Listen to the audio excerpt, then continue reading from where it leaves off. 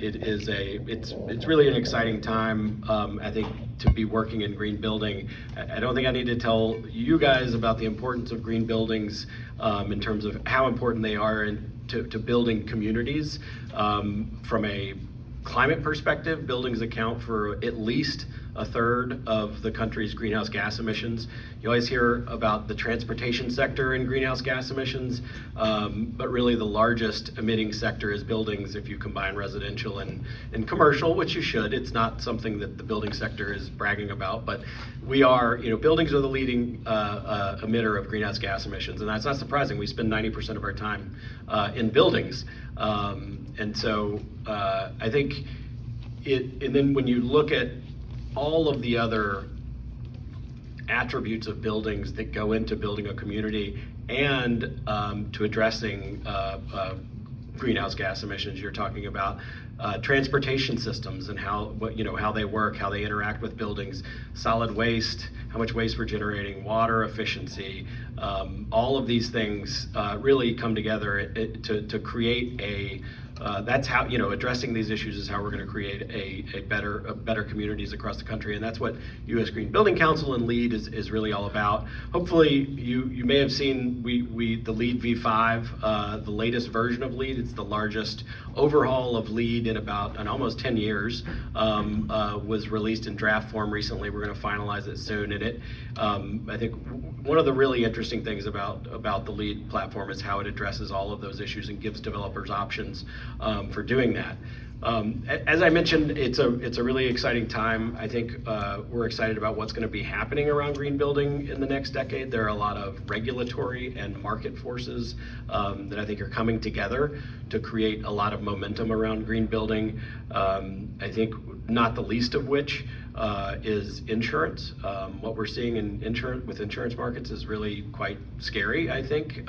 You're seeing it mostly right now on the residential side. You hear the stories about rates going up significantly, dramatically, and then policies getting canceled altogether. And the bottom line is, with the increasing severity and frequency of disasters, and heat waves, hurricanes, whatever it is, seeing what's happening in Texas now, the first Category 5 hurricane coming through the Caribbean and hitting Texas, knocking out power for almost 3 million people. The insurers, and particularly the underwriters, the reinsurers, are not liking what they see. And I think in terms of numbers, and that's only the beginning of the story. I think that's only going to continue. So in terms of building new buildings now, when we're putting new buildings in the ground that are going to be in use for the next 50 or 100 years, I think these are the kinds of things that you really have to take a hard look at to see how your building is going to look in a decade or two, with cities and states and federal. There's regulatory. We know there's consumer-driven market pressures around all of these things, and so it's a really exciting time. We think there's going to be a lot of activity, which is why the IRA, the Inflation Reduction Act, is so timely. USGBC, we were heavily involved in developing the buildings-related provisions that made it into the IRA, and we're very eager to see them succeed. This law is taking some time to implement. It was passed 2 years ago, and I'm guessing probably many of you haven't taken a hard look at it or a close look at it. One of the reasons for that is that the regulations, the rules, they passed the law, but they had to develop all of the rules, which took quite some time, and that's because it is a very complex law. It is not just a climate package. What it is trying to do, it's trying to achieve a number of other objectives, whether it's bringing home domestic manufacturing. There was talk earlier about sort of the renaissance in manufacturing around here. We're seeing that in a lot of places. A lot of that is being driven. There's all sorts of bonus incentives or requirements around domestic content, use of domestic materials in projects that are receiving IRA funding. There's a lot of bonus incentives and requirements around building up a workforce. So whether it's paying prevailing wage or requiring apprenticeships, there's a lot of provisions in there around that. And then there are a lot of provisions around driving investment into struggling communities, whether that is a low-income neighborhood in the core of Milwaukee, or a rural area, or a former coal mining community that's struggling economically. There are provisions that give bonus credits and incentives for projects that are making investments in those types of communities. So it's complicated. That creates a lot of complexity around the law, and that's why in many cases it is taking so long to take hold. But we now have almost all of the rules, not all, but most of the rules are out there. And I think right now is when you're really starting, anecdotally, we are seeing a lot more developers pick up on this and recognize the tremendous value that can be had from the Inflation Reduction Act. So, oops. Can we just run through these? Or? Yeah, Nick, is the first one up, or is his power? We have it printed. Was there more than one more? Oh yeah. It's all right. I'll give you. No. It's all right. I can. Here you go. Yeah, it's fine. Everyone has a printed copy in front of them. Okay. Yep. I don't want to get back to the beginning of his. Okay. So, what is the IRA? So it is basically a big law that they passed again 2 years ago, mostly carrots, not sticks. There's not a lot of regulation. There's like one methane fee in there. Most of it is really tax incentives. It was originally, the climate provisions of the law were originally estimated to cost, as you can see in the slide, $370 billion. That was the estimate that the Congressional Budget Office, which tries to put a cost estimate on federal bills, put on it originally. More recently, a lot of big banks and the Congressional Budget Office itself have been driving up that estimate. The latest estimate from the government is $800 billion. Goldman Sachs estimated that it would cost about $1.2 trillion. So why all the variability? It's because most of it is tax incentives. It depends on how much people use these tax incentives. There's incentives for consumers, there's incentives for businesses. A lot of what's driving up these cost estimates right now is the manufacturing activity we're seeing. The provisions in there that are encouraging domestic manufacturing of clean energy technologies is driving huge amounts of investment in the US. And those are big projects that get big tax credits. I think, the bottom line is that the impact of the law, how much impact it has in terms of what types of cost it has, and how much impact it has in terms of reducing emissions, depends on how much people use it. And I would also point out that the cost is really not direct federal spending. It is most of it is, because most of it's tax incentives, it's lost revenue to the Treasury. So it's there are some grant and financing programs, but most of it is in the form of tax breaks.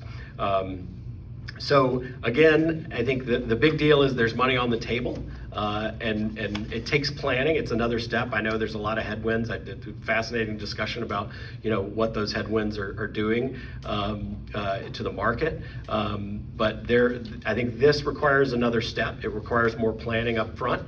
But I would definitely encourage you to take a look at what's available if you have not already. There are 4 primary IRA buildings-related tax incentives in the law. There's what's called the Section 48 investment tax credit, which is for on-site renewable power, rooftop solar or storage, things like that. There's the Section 45L new energy efficient home credit, which is for it's available for retrofits, but it's very difficult to achieve with retrofits. It's mostly for new construction. There's the Section 179D tax deduction for energy efficient commercial buildings, and there's the Section 30C tax credit for what's called the fuel vehicle refueling property credit, which most people shorthand as the EV charging tax credit. So if you're putting in EV charging infrastructure on a property, also applies to things like other types of technologies like propane. So let's jump into each one of those. The 45L tax credit for new energy efficient homes. is first of all, most of these are not new. Most of these have been around. They were just significantly expanded. This is one of them. It was increased from, it used to be $2,000 per unit. It is now $2,500 per unit to $5,000 per unit. $2,500 for meeting Energy Star and $5,000 for meeting the DOE Zero Energy Ready Homes program. It was previously limited to multifamily projects of 3 stories or less. Now it has no cap there, and the guidance on this one is out.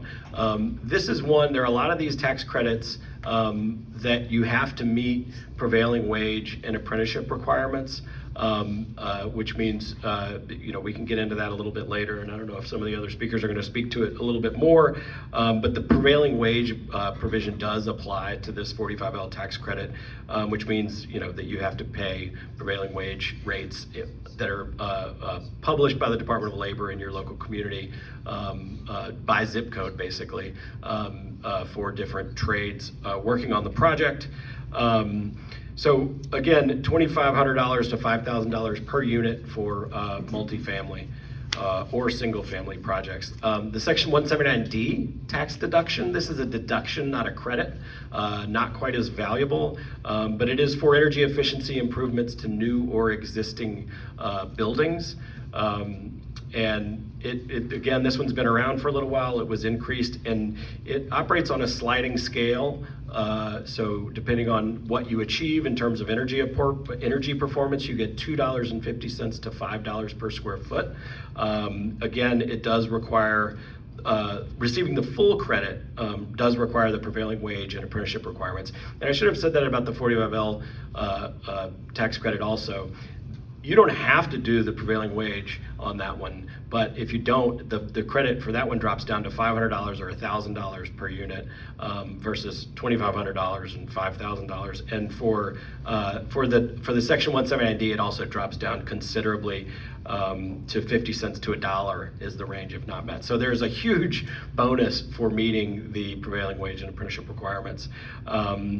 They've changed the rules on this one. It used to be a lot easier to do for new construction. They've made it a lot easier to do for existing building retrofit. So if you're doing a retrofit of a building, of an existing building, and the performance, at least for the next 4 years, is really quite low to get this tax incentive. You're probably achieving it if you're doing certainly if you're doing a gut rehab of a building, you're probably achieving the requirements that would trigger this tax deduction. And I think there's a lot of people out in the market who do projects that should get this and they don't realize it. But it is now, this one is actually permanent. Yeah, please. Would that include like office to parking Yeah. like 100 East? Yeah. Any sort of commercial building renovation, yes. And if you think about, obviously $2.50 to $5 per square foot, that's not a game changer on the economics of a project, but it can cover the marginal cost increases of doing the kind of green efficiency improvements, that are available. And then you've got the operating cost savings long term of having that highly energy efficient building. The Section 48, the ITC is what it's called, the investment tax credit for on-site renewables. This is a hugely valuable credit. It's 30% on investment. So you're putting rooftop solar on a project. You spend $1 million putting rooftop solar on a project, you get 30% of that. There are 3 bonus credits that are available that could drive this up to 70% on investment.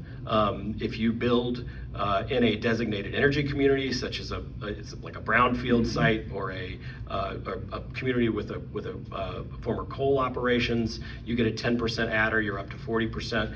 If you qualified wind and solar projects in low-income communities can get up to a 20% bonus credit, which would get you up to 50%. And then there's another 10% bonus credit if you're using materials for that equipment that is domestically manufactured. So again, up to 70% of investment if you're meeting all of those criteria.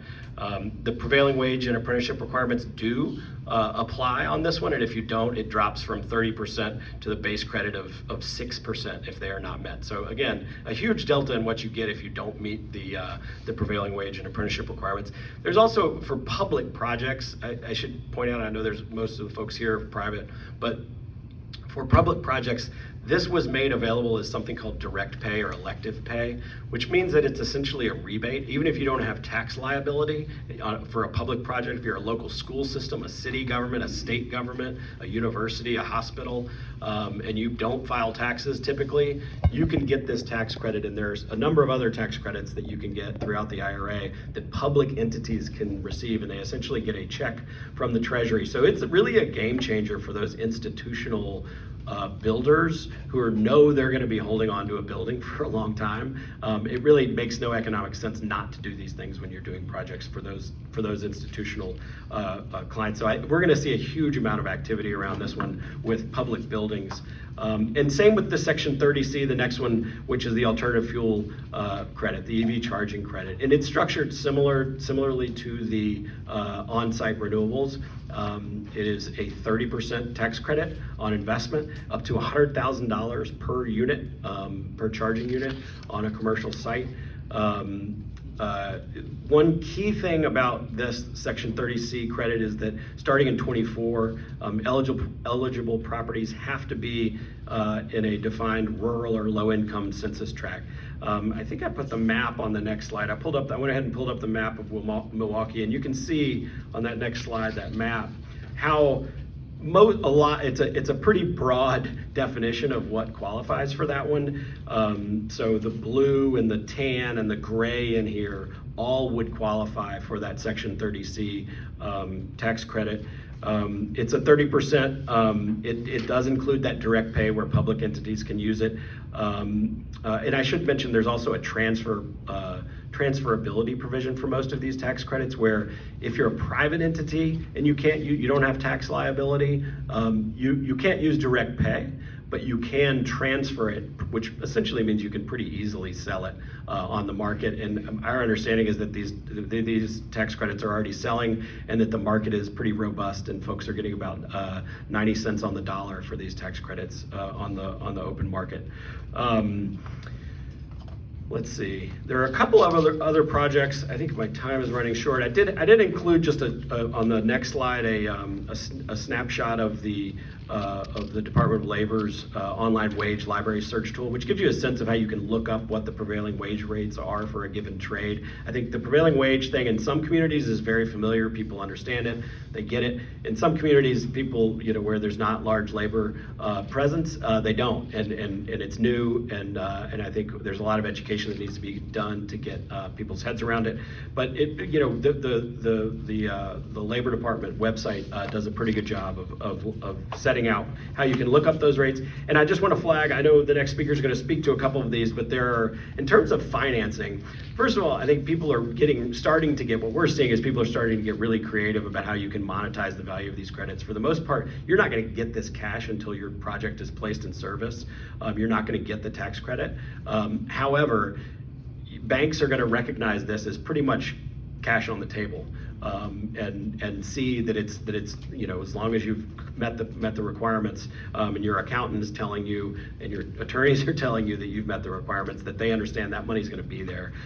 So it helps with the capital stack. There's also a couple of the Greenhouse Gas Reduction Fund, which is a green bank program, and I understand the governor recently set up a green bank program here, or is strengthening the green bank program here. There is going to be there's $27 billion in the IRA for green banks across the country, to capitalize green banks across the country to do these projects. There are going to be a lot of new sources of financing if you're doing green financing, particularly if you're doing them in some of these target areas like we talked about before, low-income communities, a former coal community, a brownfield, things like that. Those projects are going to get prioritized for that low-cost financing.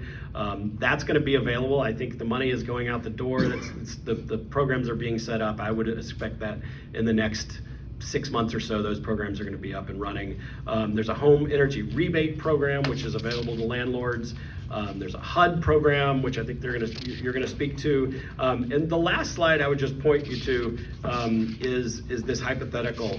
And it shows you, I think one of the beauties of the Inflation Reduction Act is that you don't have to pick one. It's not a menu where you pick one thing, or it's not I don't know what the analogy is, but you can pick as many as you want. You can stack most of these things you can stack on top of each other, and you can take the 45L tax credit, you can take the ITC, you can take the 170D tax deduction all together for the same project. And this, forgive me, for the simple math here. I just put together a hypothetical in terms of a, 150,000 square foot building with 100 units, what the options might be that are available for that project, and with a bottom line of about $1.3 million in support available through the Inflation Reduction Act.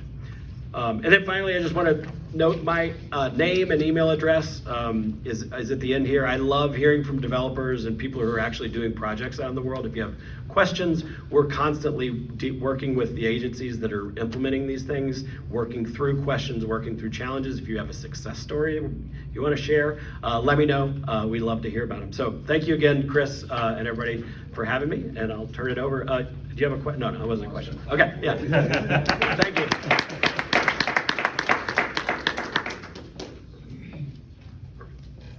That was a great overview, and thanks for all your work in getting things passed and legislated and so forth. So I know a good number of you in the room, and you probably heard my introduction. So I would do work a lot in multifamily housing. So probably my slides are going to be more focused on I'll gloss over a little bit what Ben noted, and maybe if you get in depth a few programs that Ben highlighted at the end. I think the takeaway here, Ben's going over it, I'm going over it, we'll go over it. A lot of names, code sections, acronyms. Just know, like that last slide, I love that last slide. And my last slide is braiding and stacking. That is the takeaway. There are so many options. You don't need to know everything when you walk away from today. Know to call Ben, myself, and other people in the room, other professionals. There's going to be a lot of dollars available for the next 5, 6, 7, 8 years around this program. Yeah, I'm glad you said it's over 800 million, or over 800 billion now. Like again, this slide came out around 370 billion. I think that just a great thing, and back to that stacking, there are tax credits, there are rebates, there are low interest rate loans. So I'll get into those. Those are the tax deductions. There are grants. So it's like all this, right? It's not just a loan. It's not just a credit. There's all these factors that we can kind of think about looking at these various programs for your project. And I think what's exciting too, right, as Ben noted, this is almost 2 years old. Regulations coming out, money is coming out that we heard about it. We sat through webinars. I've sat through 100 webinars, we all have. But it's now more money is coming on the street and it's becoming real. And we'll hear some real life projects here in a second as well. Just real quick, I can go quickly through these two slides. This was a program that's almost done already. This is one of the first that was out of the gate through HUD. It's the Green Retrofit Resilience Program. And really the only program that's, so I'll go quickly through it, but if you had a Section 8 project that probably is going to close on its financing within the next 6 to 12 months, and you could use just a little bit of money to help you get over the top with some solar, some energy efficiency, it's the elements buckets up to $750,000 as a 1% loan. So really only applicable to Section 8 if you're closing in the next 6 to 12 months on a renovation.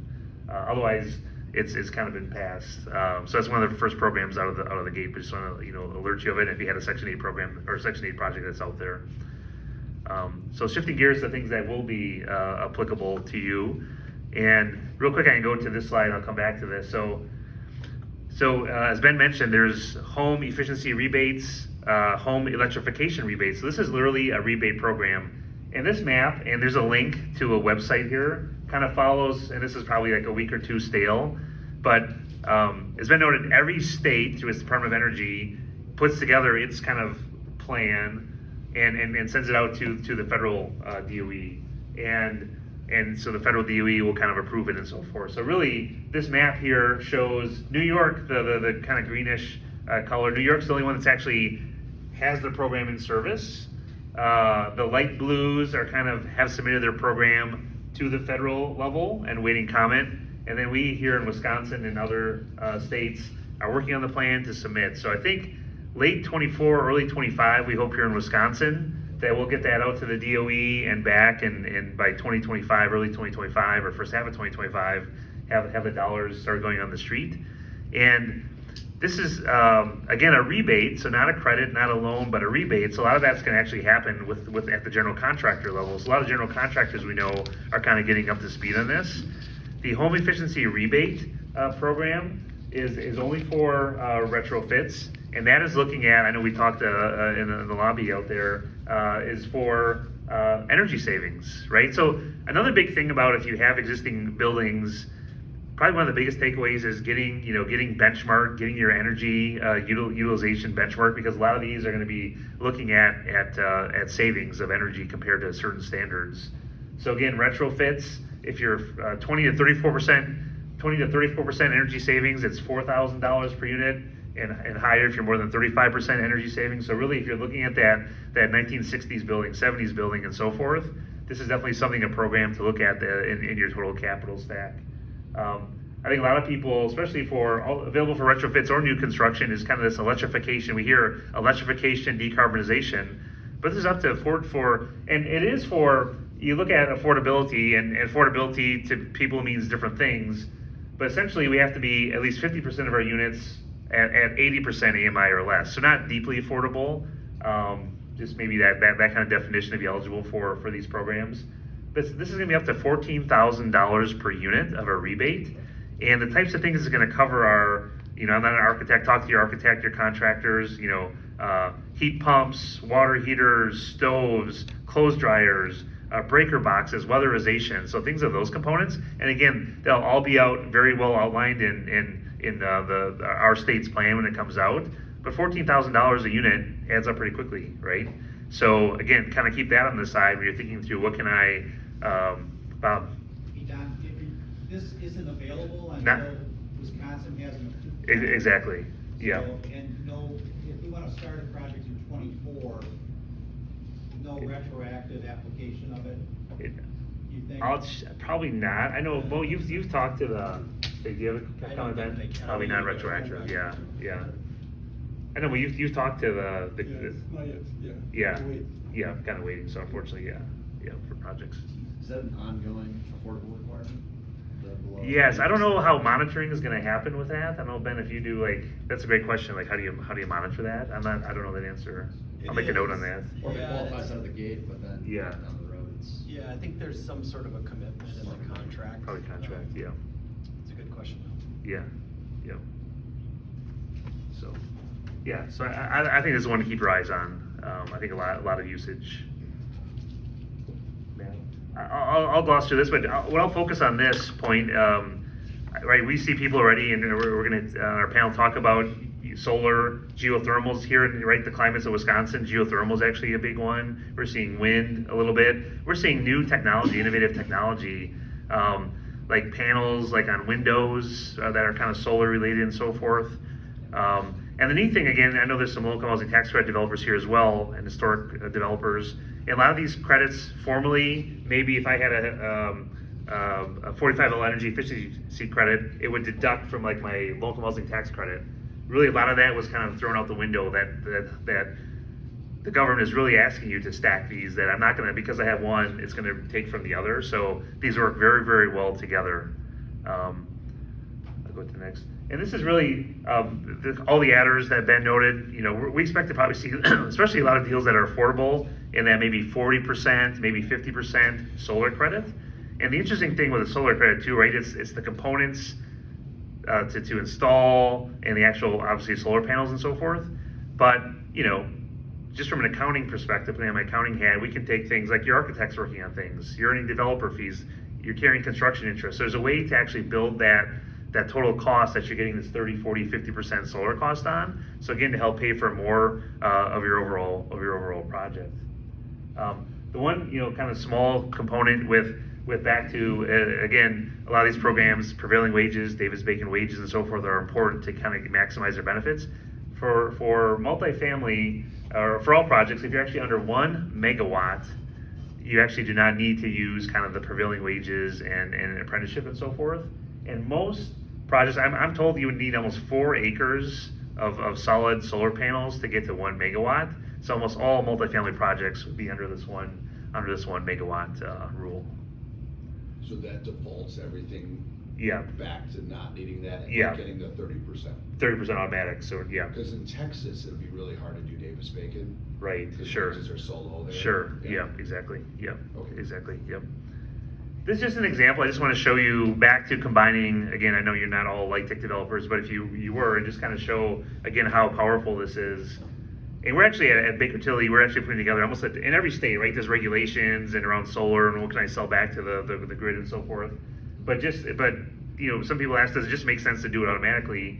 And again, let's say we have $400,000 of solar cost. So let's say I had the 30% base and maybe I was in an energy community or something, so 40%. So simple math, 400,000 times 40%, I had 160,000 of federal credits. And let's say I was doing a light tech deal, and I can double dip. I can get low housing tax credits on the same cost. So 400,000 of solar equipment times my 4% federal credit that comes in over 10 years. I also have $160,000 of low housing tax credits. So combined, I have 320,000 credits. The price might be slightly different, but I'll just average them out. I'm getting 85 cents on the dollar for all those credits. And that's $272,000 of cash, of equity for those credits. And that's $272,000 divided by $400,000 of solar costs. That's 68% of my cost paid for right off the bat. Again, let's just say same facts, but some of you, again, if you know the light tech world, a QCT means I kind of get a boost, a 30% boost on my basis and my credits and so forth. So same kind of math, just now I'm in a QCT. I paid for 78% of my costs just with these credits. And that's before some of the other programs I can talk about in a second, Greenhouse Gas Reduction Fund, which includes solar for all. So there's ways to effectively, especially when you have an affordable component, pay for 100% of that solar. And then now you, again, as Ben alluded to, as an operator, maybe tenants are paying utilities, maybe you're paying utilities, you're at least paying common area utilities. If I can get my common area utilities, and we're actually working with lenders who are probably giving us credit for maybe 75% of common area electric savings, and now I'm saving $30,000, $40,000 on my pro forma. Well, I can now get $300,000, $400,000, $500,000 more debt sizing in my pro forma as well. So I'm close to covering my cost, but now I have actually real operational savings. We're actually seeing appraisers starting to jump on this as well, looking at valuations and things like that. So I think it's going to become a norm as we kind of move forward for a lot of projects, And then on multifamily the projects. sales side too, you get the cap rate, right? Yep, exactly. That's where we're seeing appraisers jump on that. Yep, helping with cap rates. Yep. So 179D, a great deduction. We kind of covered that. Greenhouse Gas Reduction Fund, I think, as we noticed, $27 billion. And really the National Clean Investment Fund is something I've been really focused on. And it's all about the same thing, decarbonization, lowering greenhouse gas emissions and things like that. A lot will be to low-income communities, helping persons, families. It's not all for affordable. It's for net zero buildings, distributed energy generation and storage, so different types. But a lot will go to multifamily. It's interesting. A couple of the larger groups that received the National Clean Investment Fund, we'll get into a second, have some of you in the housing space know Enterprise. They're a national nonprofit. They have all kinds of lending and other programs. And then another recipient was a group headed by CPC, which is a HUD Fannie Freddie lender. And so I'll get into a second some of the terms. So that's very exciting. Solar for All is very exciting. Here in Wisconsin, WEDC has about $64 million that the idea will be to help cover solar for low-income communities, low-income persons and so forth. So they're working on that program as we speak as well. That could be either grants or low interest rate loans as well to help with covering your solar. Again, just the importance of what the Greenhouse Gas Reduction Fund is is about. I can get you all these slides if you don't have them as well.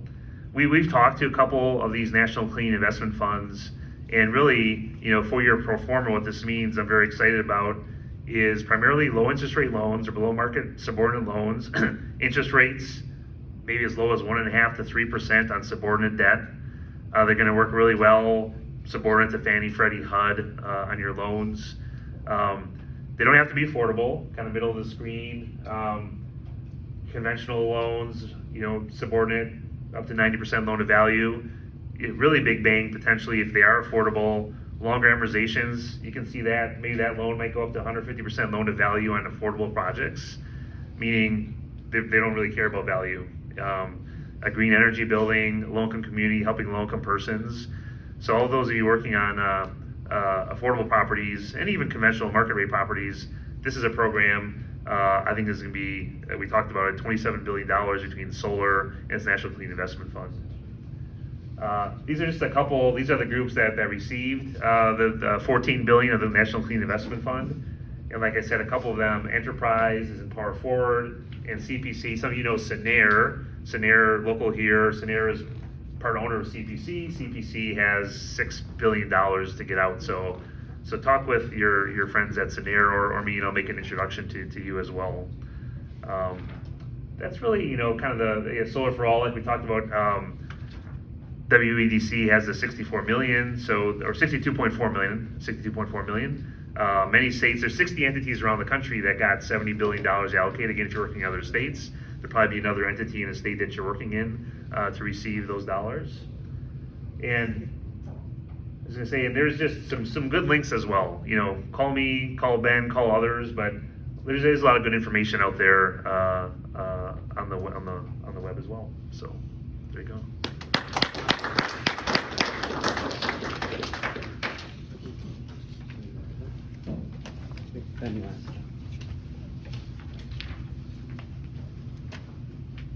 All right, thank you, Ben and Don. That was outstanding. There are so many resources out there is what I take away from that we all need to get smart about building these into our capital stack. So we want to do kind of a Q&A session here.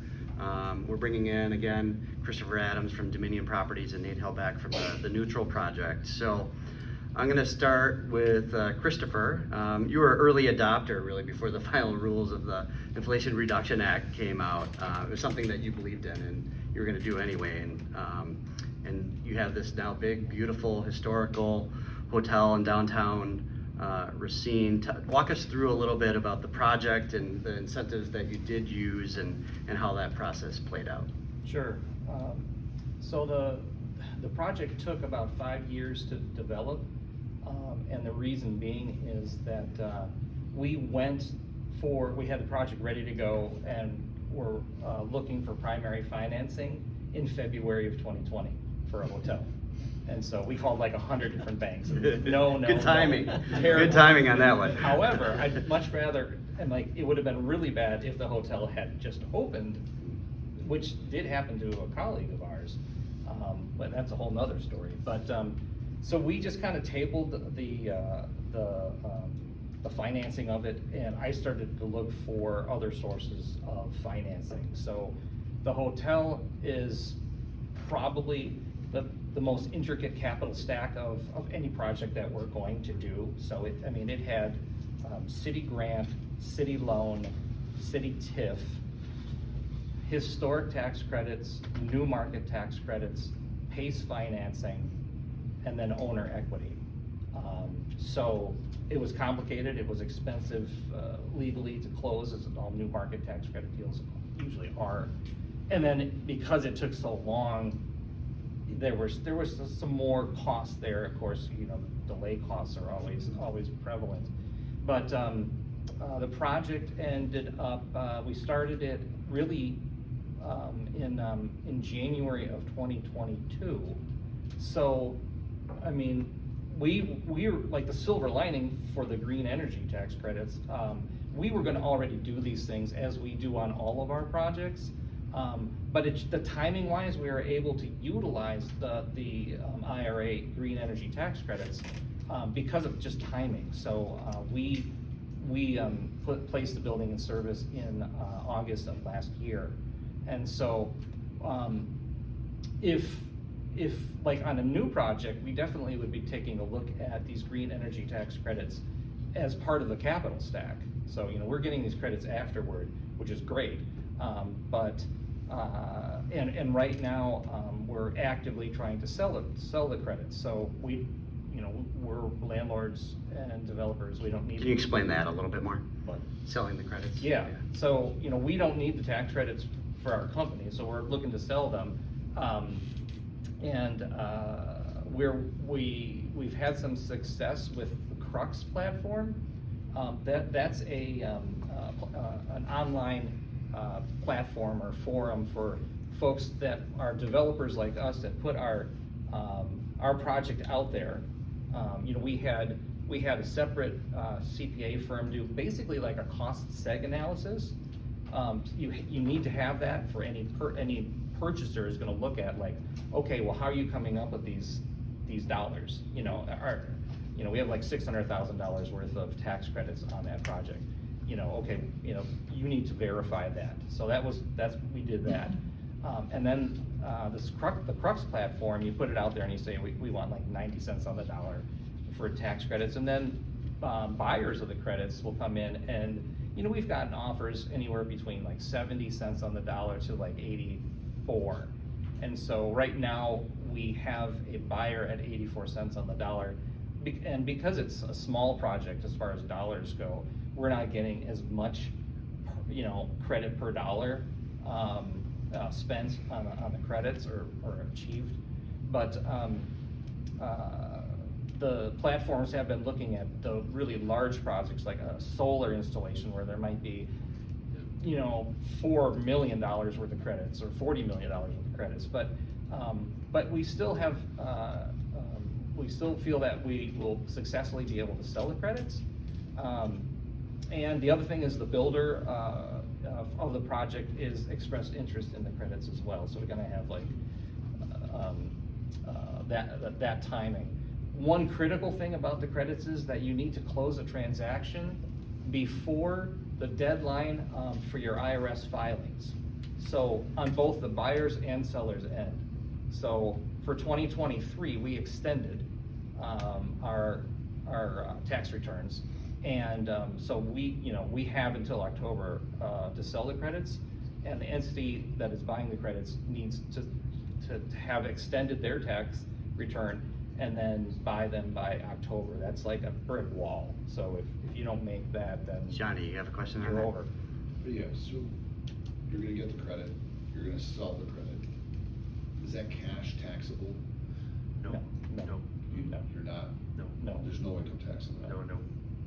And so for credit, And they're not a partner in the deal either. Yeah. It's one time. So he transfer. sells it, he'll get the cash 84 times 400,000, Yeah. so $332,000. Yep. And then, but no income tax. Correct. And the difference is that you used to have to, before the IRA, you had to form these tax equity partnerships. And, you know, very complicated legal where you would partner with an Right. entity that had tax liability and set up a legal structure to take them, but now you just sell them. And there are these platforms where you can sell them. yeah, and moving forward on a new project, we would like to be able to use that in the capital stack. Of course. Which you can do. Basically, you'd lay out your preliminary numbers, and then you'd need to have a bridge finance partner. Just like if you guys have done any historic tax credits, same thing. Although I believe that the energy tax credits can be taken in 1 year versus like the historic now have to be over 5 years. Moving forward, every month is getting better. We're getting like more interest in buying our credits and stuff. So I can see the trend is moving forward. And by the time we do our next project, we'll definitely include these energy credits in the capital stack to help out with the closing. That's great. That's a nice segue to Nate Yeah. with the, thank you, Christopher. Took a leap of faith and now you're gonna get a bunch of cash at the end, right? Yeah. So, on the other end of the spectrum is the rules final. There's more light shined onto this and how it's gonna play out. And Nate has a huge project, the Edison Tower, gonna be the largest timber tower in North America, at least. Is it gonna be in the world? Well, we'll see if the Australians beat us. See if the Australians. Right so now it is. Going for the Guinness Book of World Records. Yes. Nate Helbach and his project. So you are building that into your capital stack with a hefty amount included. I don't know if you're willing to share what that number is, but it's a huge number. So Well, it's wondering not if you that would talk into that. All right. It's only about 2 million. So the 45L you cannot sell. So that credit runs with the entity and the investors will get basically a nice tax credit once the building is placed in service. Same thing with the 179D, that's just a deduction. The 48 is the one you can sell. And so we have section 48 for our geothermal system that we're using for cooling and heating. And we're getting about 2 million from that, maybe a little bit more, we'll see. hopefully we can have the accountants, maybe we'll hire Baker Tilly, Yeah, there you go. to go through a nice cost segregation and basically take out all the pieces of the building that are related, every single pipe, every Yeah. single bolt, down to the nails, and see if we can get above 2 million. But right now, within our equity capital stack, we're estimating that we'll have $2 million come from this tax credit. Now, the problem is, as developers, you need that money at closing for you to start the project, which is end of August for us. And we don't get the credit until the building's placed in service. So we basically have this 30-month gap that we need the funds. Of course, the bank says, hey, you need the funds to be able to fund the loan. And the government says, well, we're not giving you the funds. So, or who's ever buying it. And so we, once the building is placed in service, will get the tax credit. So what we're doing in the interim is the developer, which is us, is giving the project a bridge financing at a certain interest rate for the period of time that we're gonna get basically the credit. So it'll be that 30-month period. And then we're estimating, I'll have to talk to you about who you're selling to, because we're estimating right now 70 cents on the dollar for us to be able to get. And that was by guidance from BDO, who is our accounting firm.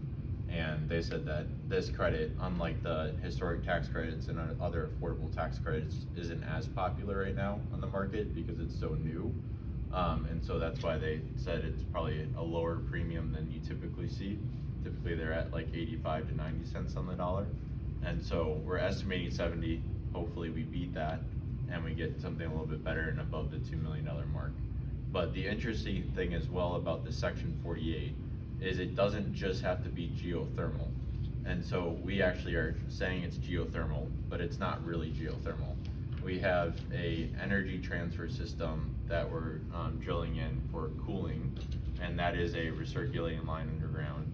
But then we're using something Milwaukee has, which we're from Madison. Madison doesn't have this, which is the steam lines. And so all the steam lines are classified as the Section 48 because it's recycling We Energy's basically output of energy from all their facilities.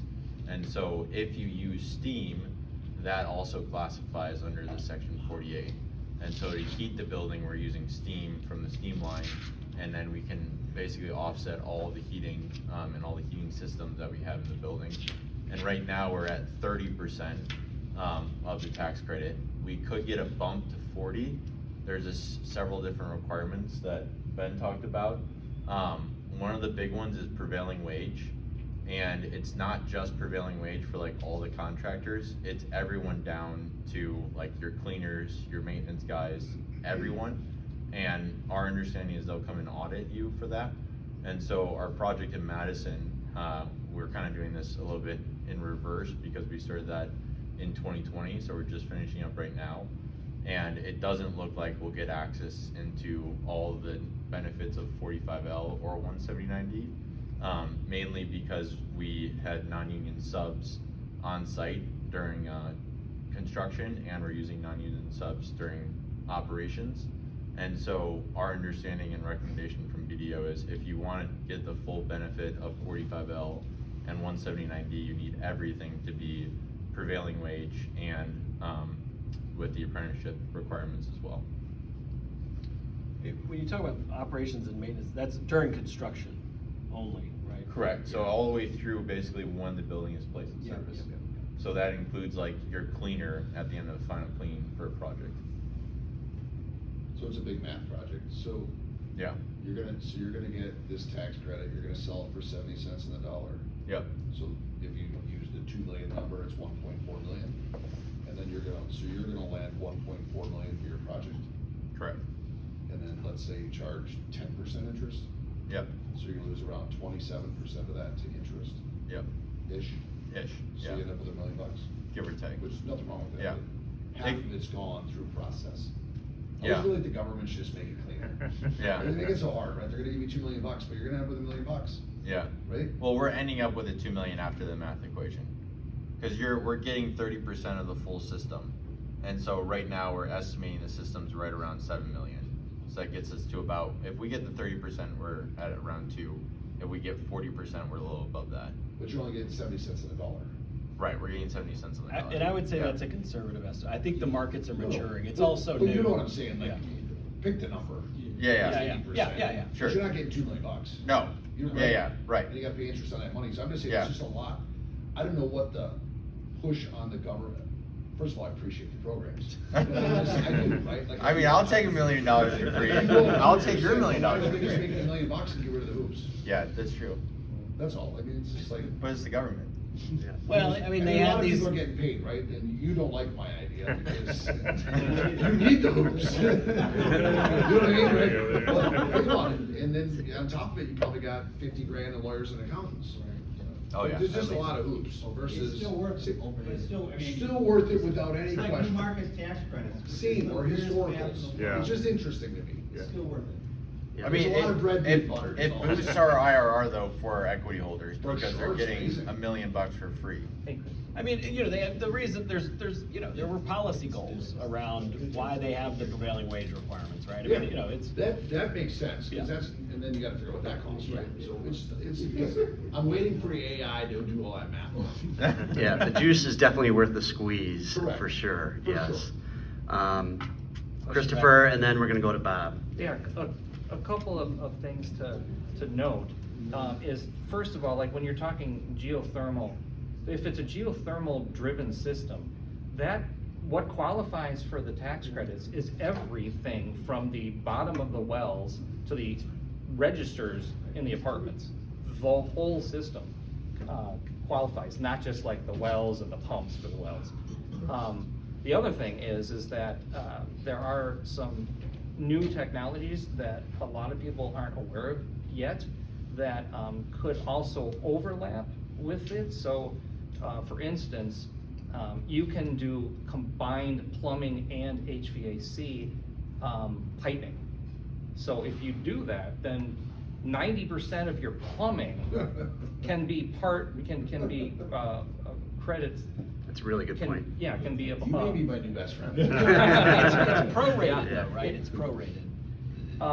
Determined according to how it's being used. Right, but I mean, it's basically 90% of it would be used by HVAC. All you would be doing is tapping off of it a little bit for, you know, your toilet or your shower or whatever. So, it's a new technology. I could go into it if you want to talk about it, but I'm like kind of a geek with tech, engineer by training, and schooling. But, so there's ways that you can leverage the credits. And a lot of the geothermal hits the domestic content requirement, which is that extra 10%. So instead of getting 30%, most of the geothermal systems are made in the US, as opposed to say solar panels. Hard to find a solar array that's gonna meet the domestic content requirements. With geothermal, a lot of institutional clients are looking at that and saying, I got a 40% tax credit and I have no energy, you know, my energy bill drops by 80% or whatever. I mean, it's, you know, it's a huge, huge benefit. Bob, RG Bob, go ahead. No, go ahead, Chris. Oh, sorry. Prior to the hotel, we built 2 LEED Platinum multifamilies, and the reason I'm saying it is that, you know, the energy consumption on a particular apartment for our multifamilies is about $40, of which $19.82 is the meter fee. Yeah. So we're, you know, actual energy used on an apartment on a whole building basis is about $20 a unit per month. Wow. So, And what percentage of your power are you getting for the building from your solar? well, the problem with urban construction is that, you know, the buildings are tall and small footprint. Yes, you don't have So, much solar. yeah, you're getting What quite. you're saying is $19 is the meter. Yeah. $21 Is the energy essentially usage. Is the energy. Yeah. And that's excess That- above what you're not getting from solar. That's including solar. So geothermal and solar play into it. So the combination of the two reduce the energy bills But down. Chris, I would bet a lot of that's coming from your geothermal system. It not is. not It your is. solar. Oh, yeah, for sure. I'm The just saying, solar, yeah. the solar isn't doing much because the roof space is so tiny. Small, yeah. The But- geothermal is what's reducing your energy consumption. Yeah, and your percentage for solar is gonna go down the higher you go. Yeah, You know, like, we we're have not using- 4-story buildings, you know, or 5, not 34. or Yeah, whatever, 32. you know. I mean, we have no roof space after you factor in all of our mechanicals. Right. So it's like the amount of solar is the amount of space in this room. But I'm saying if you can get to a building that's net zero, then you could self-meter and then save that $20 too. For sure. Well, there's some tactics that I can get into with you. All right. Well, the tactics You gotta- were- this is free consultation right Yes. here, man. No, That's I not- mean, not being charged by the hour. basically, you have to outwit We Energies is basically it. So, We Energies has this, law that every residential unit must have a meter. However, there is a carve-out for, highly efficient buildings, of which our 2 LEED Platinum buildings, we never were able to get the carve-out. So there's a way to work with that. Awesome. Bob? The question I wanted to ask, but I won't, is there a prevailing wage for accountants? The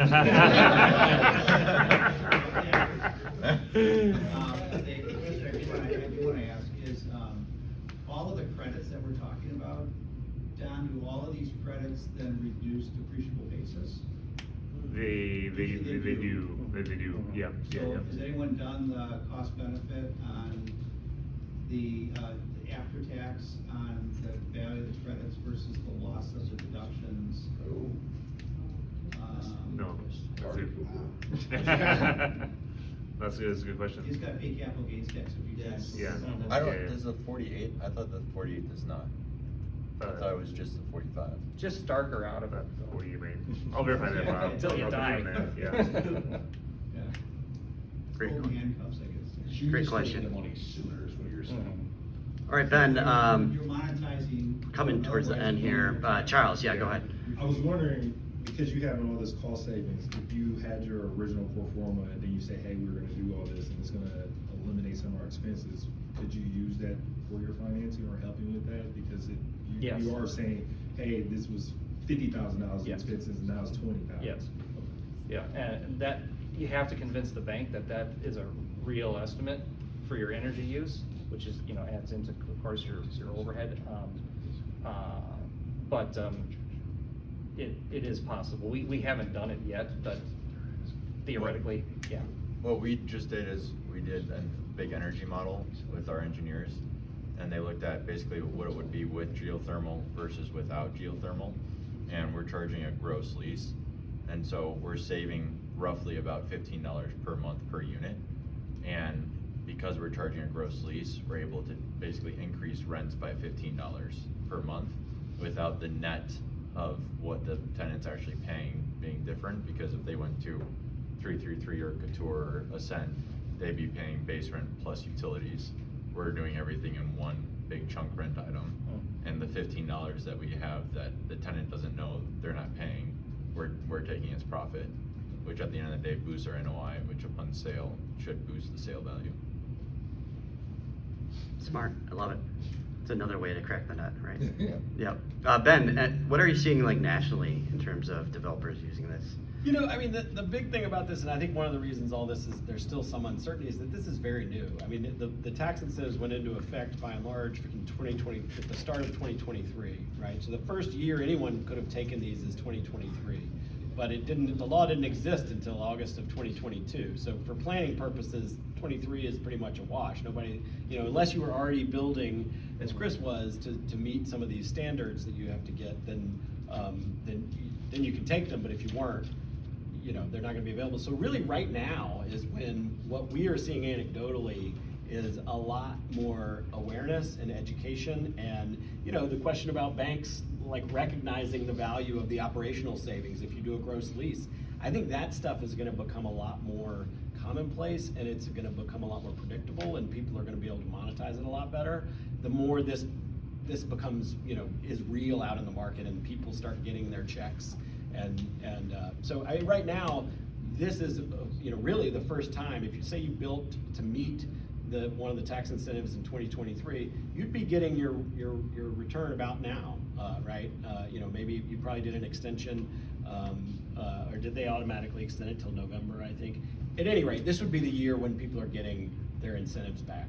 So what we're hearing anecdotally is just a lot more activity around this stuff, and I think over the next year or so, banks are gonna become, accountants are becoming a lot more familiar with this stuff, and there's gonna be a lot more certainty around it. I think the sales of the tax credits. I don't think it's gonna be 70 cents on the dollar. It's gonna be much more, depending on the project. Like I said, small projects, the buyer has to do a lot more due diligence. A big, huge project from Google or something, they're pretty certain investment. So I just think there's gonna be a lot more familiarity with all of this over the next year. And the beauty is it's 10-year policy. And I know the next question that's gonna come up is what happens if we have a change in politics in November. There's been a lot of talk on the Republican side of repealing some of this. I think if any of you are going to the RNC next week, maybe you should push them to not do that. Anyway, I don't think you will see most of these tax incentives get repealed. I know there's a lot of rhetoric around that. I think most of these tax incentives, businesses are already starting to take advantage of. You pull the rug out from under, companies that have planned around this and done that. I think there are a few, that are probably a little more at risk. The EV tax credit, I think there's a lot of opposition to that one. I'm talking about the one for people purchasing electric vehicles. And there's a couple of others, maybe this greenhouse gas reduction fund where the money hasn't all gotten out the door. Maybe they try to claw some of that back. But the tax incentives and those things that are already implemented in a lot of these grant programs, the money's out the door, and there's really no putting the genie back in the bottle in an orderly way. And I think there would be a huge outcry if they eliminated some of these tax incentives. So I think you'll see a little bit of, if that were to be the case, that Republicans won all three, the House, the Senate, and the White House, there would be some, marginal kind of pulling back a few things, but I don't think you will see full-scale repeal. Amen. Don, any kind of closing thoughts as we wrap up here? I think, like I said, we were actually working, like Baker Tilly has an energy team as well. We're putting like matrix together. But again, I'm focused more on multifamily, but when do I look at it? Back to like jurisdictions and utility companies and types of projects and how can I stack and layer? So we're excited. Yeah, it's very exciting. Cool. Anyone else? Christopher, Nate, any kind of closing thoughts? Okay, well, thank you. Appreciate Tri-City National Bank and the partnership and helping host this. Appreciate it. There is a lot to learn. This is very exciting. We will be sending out the slides. We'll send out both slide decks. It is being recorded. Mr. Wangard asked that I record it and send it to him. So I'll be doing that. If anyone wants the recording of this, I'm happy to send that to them as well. Just send me an email. So thanks all. Enjoy the nice Wisconsin weather, and we'll catch you later. Thank you. That would normally work. Thanks, Don. That built Yeah, we just wanted to- Yeah. It's awesome. Yeah. How high? Because